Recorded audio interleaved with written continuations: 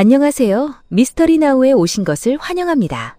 오늘은 평범한 장난전어 한 통이 어떻게 현실의 악몽으로 변했는지 소름 돋는 실화를 들려드리려고 합니다.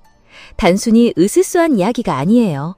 여러분의 심장을 쫄깃하게 만들 절대 잊을 수 없는 밤의 기록입니다. 이야기가 끝날 때까지 놓치지 마세요. 이 밤의 공포는 이제 막 시작됐으니까요. 제가 15살 때였습니다. 제 가장 친한 친구 민준이가 부모님이 주말 내내 집에 안 계신다며 저를 집으로 초대했어요. 자전거를 타고 민준이네 뒷마당에 세워둔 뒤 뒷문을 통해 안으로 들어갔죠. 우리는 민준이가 가진 거의 모든 비디오 게임을 다 했습니다. 피파부터 콜 오브 듀티까지 팝콘과 온갖 과자들이 바닥에 어지럽게 널려 있었죠. 그저 신나는 밤이었어요. 밤이 깊어질수록 우리는 비디오 게임에서 영화를 반쯤 보다가 지루해져서 결국 장난전화로 넘어갔습니다. 밤 10시쯤 민준이가 여러 피자집에 몇 번 전화를 걸었어요. 제 차례가 되자 저는 그저 아무나 받기를 바라며 무작위로 번호를 눌렀습니다. 한 4번째쯤 시도했을 때였을까요? 마침내 누군가가 전화를 받았어요. 깊고 거친 목소리의 남자가 하고 받더군요. 여보세요 대신해요. 뒤에서 낄낄거리는 민준이의 웃음소리 때문에 저는 말하다가 말이 꼬여버렸고 결국 저도 웃음을 터뜨리고 말았습니다. 장난전화는 처음 해보는 거라 정말 형편없었죠. 상대편 남자는 아무 말 없이 잠잠했어요. 저는 겨우 웃음을 참고 다시 진지한 표정으로 전화를 이어가려고 했습니다. 대화는 대략 이랬습니다. 저기요, 선생님, 차 바퀴 하나만 좀 빌려도 될까요? 네 이름이 뭐냐, 꼬마야? 제 이름은 준수예요. 정말? 민준이가 아니고? 저는 뒤통수를 세게 얻어맞은 기분이었어요. 고개를 들어 민준이를 보니 그의 얼굴은 확연히 공포로 물들어 있었습니다. 저는 그 사람과 단 1초도 더 통화하고 싶지 않아서 황급히 전화를 끊었어요. 민준아, 대체 누구야? 제가 물었습니다. 나도 몰라. 민준이가 겨우 대답했어요. 너 발신자 정보에 네 이름 뜨거나 그래? 아니, 아빠 이름으로 떠. 우리는 컴퓨터를 켜고 어떻게 전화번호로 사람 이름을 알아낼 수 있는지 인터넷을 뒤지기 시작했습니다. 그가 그렇게 빨리 민준이 이름을 알아냈다는 게 말이 안 됐어요. 당시 민준이는 개인정보 공유 웹사이트 같은 걸 이용하기엔 너무 어렸으니까요. 결국 비슷한 경험을 한 사람이 아무도 없어서 네이버 지시가인에 질문을 올렸지만 아무런 답변도 얻지 못했습니다.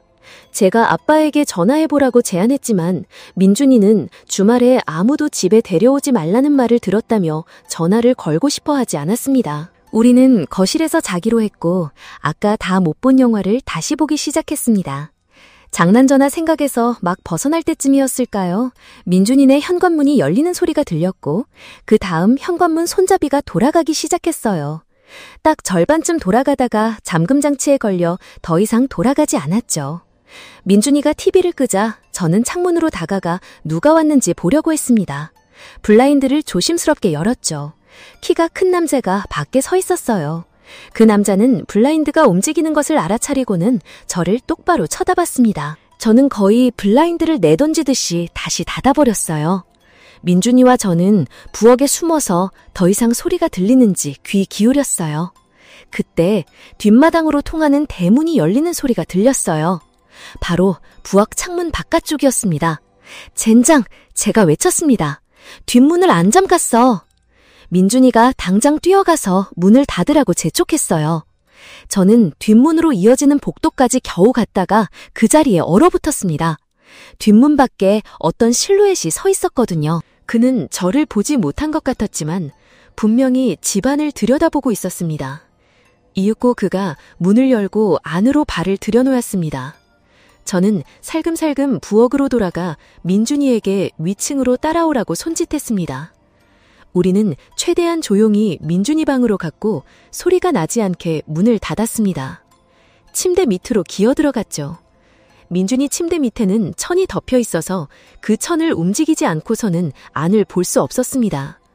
아래층 문들이 모두 열리는 소리가 들렸고 각 문소리가 계단으로 점점 가까워지는 듯 했습니다. 마침내 계단을 오르는 쿵쿵 소리가 들리기 시작했고 그는 이제 바로 방문 앞에 와 있었습니다. 방문이 스르륵 열렸습니다. 민준이의 숨소리가 들렸는데 너무나 크게 들렸어요. 발걸음이 옷장 쪽으로 향하더니 옷장이 열렸습니다. 옷걸이들이 부딪히며 재킷과 코트의 천이 서로 스치는 소리가 생생하게 들렸죠. 발걸음이 침대 쪽으로 움직이더니 멈췄습니다. 제 심장이 터져버릴 것 같았어요. 민준이의 숨소리는 여전히 너무 컸습니다. 저는 제 손으로 민준이의 입을 막아야 했습니다. 이제 방 안에는 정적만이 감돌았습니다. 우리는 너무 오랫동안 꼼짝 않고 누워 있어서 그가 더 이상 방에 없는 것 같다는 착각마저 들었습니다. 저는 민준이 입에서 손을 떼고 귓가에 속삭였습니다. 우리 도망칠 수 있을까?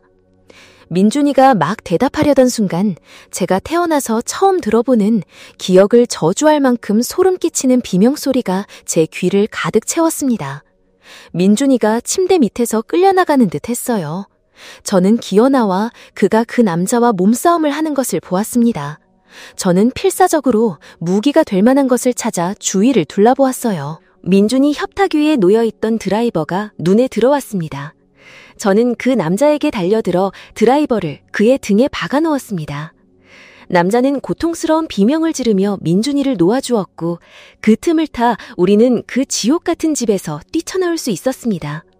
도로 뛰쳐나가는 건 우리의 위치를 너무 쉽게 노출시킬 터였어요. 이웃집까지 가는데도 너무 오래 걸릴 것 같고요. 우리는 숲 가장자리로 몸을 던져 숲을 뒤에 몸을 숨긴 채 그 집을 지켜봤습니다. 그 남자가 뒷문을 열고 나와 마당을 둘러보는 모습이 보였습니다. 그리고는 숲 쪽을 바라봤죠. 그가 숲 가장자리를 훑어보는 동안 그의 시선이 저를 스쳐 지나가는 것을 느꼈습니다. 다행히도 너무 어두워서 우리를 보지 못하는 것 같았어요. 그때 그가 다시 우리 쪽으로 고개를 돌렸습니다. 저는 재빨리 숲을 뒤로 몸을 숨겼습니다. 쉿, 준호야, 그가 오고 있어. 야, 일어나, 뛰어야 해. 뛰어! 그의 말이 맞았습니다. 그 남자가 우리에게 빠르게 다가오고 있었어요. 어떻게 우리를 본 걸까요? 우리는 낙엽을 밟는 소리를 내며 숲속을 뛰었습니다. 그 소리가 우리의 위치를 고스란히 드러냈죠. 찬우가 무언가에 걸려 넘어지자 저는 우리가 충분히 멀리 도망쳤기를 바라며 그와 함께 웅크렸습니다. 20초도 채 되지 않아 우리가 도망쳐온 방향에서 발소리가 빠르게 들려왔습니다. 우리가 낙엽에 얼굴을 파묻고 엎드려 있을 때 발소리는 우리에게서 두 그루의 나무 떨어진 곳에서 느려졌습니다. 잠시 후 발소리는 다른 방향으로 향했습니다. 우리는 더 이상 발소리가 들리지 않을 때까지 기다린 후 다시 집 방향으로 달려갔습니다. 낙엽 밟는 소리와 거친 숨소리 사이로 저는 등 뒤에서도 낙엽 밟는 소리가 들리는 것 같다는 착각이 들었습니다. 우리는 겨우 그의 뒷마당으로 그리고 집 안으로 들어갔고 이번에는 뒷문을 닫는 것을 잊지 않았습니다. 이제야 경찰에 전화할 수 있게 되었습니다. 찬우는 경찰과 통화를 하는 동안 저는 뒷창문들을 돌아다니며 밖에 아무도 없는지 확인했어요. 하지만 너무 어두워서 아무것도 보이지 않았어요. 그래서 저는 지금 생각하면 정말 어리석은 짓을 저질렀어요. 그의 뒷마당 불을 켠 거죠. 그러자 그 순간 저 멀리 숲 쪽에서 그가 큰 나무 앞에 서 있는 모습이 눈에 들어왔습니다. 그는 다시 숲속으로 돌아섰고 시야에서 사라졌습니다. 그것이 찬우와 제가 그를 본 마지막 순간이었습니다. 가끔 창문에 자물쇠가 걸리는 소리가 들렸다거나 하는 진부한 이야기처럼 말한다면 거짓말일 거예요. 아니요, 그게 다였습니다. 5년이 지났고 아무 일도 일어나지 않았습니다. 그 일이 장난전화와 어떤 식으로든 연관되어 있었을까 궁금하냐고요? 어쩌면요? 이게 말이 되는 이야기냐고요? 글쎄요, 잘 모르겠어요. 하지만 이것이 여전히 가장 친한 친구인 찬우와 제가 강도 침입으로 거의 죽을 뻔했던 이야기였습니다. 아내와 저는 수없이 다퉜지만 하루는 아내가 정말 사소한 일로 계속 잔소리를 멈추지 않는 밤이 있었어요. 제가 변기 시트를 내리는 걸 잊었다는 이유로 귀청이 찢어질 듯한 목소리로 크게 잔소리를 퍼붓는 바람에 더 이상 참을 수가 없었죠. 저는 친구 민준에게 전화를 걸었고 그는 하룻밤 동안 자기 집에서 머물러도 좋다고 말했습니다. 저는 너무 지쳐 있었고 당시에는 미칠 것 같은 아내와 부딪히고 싶지 않았습니다. 민준은 아주 큰 집을 가지고 있었는데 이것 또한 아내가 항상 저에게 소리치던 것 중 하나였죠. 제 친구들 집이 우리보다 더 좋다는 것이요. 우리는 맥주 몇 잔을 마시며 남자들끼리 편하게 시간을 보냈어요. 민준은 제가 필요한 만큼 머물러도 좋다고 했지만 저는 하룻밤만 머물겠다고 안심시켰습니다. 폐를 깨치고 싶지 않았거든요. 저는 그의 손님방 중 한 곳에서 잠을 잤습니다. 놀랍게도 그는 손님방이 3개나 있었지만 지금까지는 그중 한 곳만 사용할 필요가 있었다고 합니다. 그는 다른 2방은 전혀 사용하지 않고 파티 같은 행사를 위해서만 사용할 계획이라고 했어요. 집 안에 있는 3개의 손님방은 나란히 붙어 있었고 민준의 방은 복도 건너편에 있었습니다. 솔직히 좀 이상한 구조였지만 그 때문에 저는 옆방에서 이상한 소림이 들리기 시작했어요. 처음엔 민준이 그 안에서 무언가를 하고 있다고 생각했지만 곧 짜증이 나기 시작했고 그래서 직접 가서 무슨 일이 일어나는지 확인하기로 했습니다. 문손잡이를 돌려봤지만 잠겨 있었습니다. 저는 민준의 방 문을 살짝 열고 무슨 소리냐고 물었습니다. 그도 이미 침대에 누워 있었죠. 그는 아무것도 듣지 못했다고 했어요. 제가 왜 문을 잠가두느냐고 묻자 그는 그 2방에 개인적인 물건들을 보관하고 있기 때문에 항상 잠가둔다고 말했습니다. 저는 방에서 이상한 소리가 난다고 다시 한번 말했지만 그는 그냥 잠이나 자고 계속 소리가 들리면 다시 오라고 했습니다. 그래서 저는 그의 말대로 했습니다. 다시 침대로 돌아갔더니 소음은 완전히 사라져 있었습니다. 30분이 지났습니다.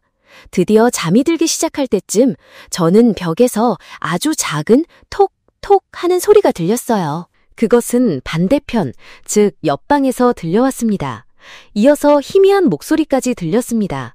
저는 침대에서 벌떡 일어났고 다시 민준의 방으로 달려갔습니다.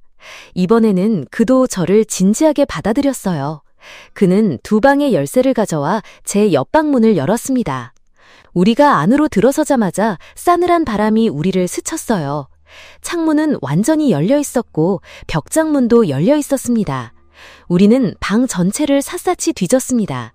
침대에는 누군가 앉아있던 듯한 자국이 선명했고요. 벽장은 텅 빈 가방들로 가득했고 서랍에 있던 그의 귀중품들도 사라지고 없었어요. 민주는 갑자기 복도로 뛰쳐나갔습니다.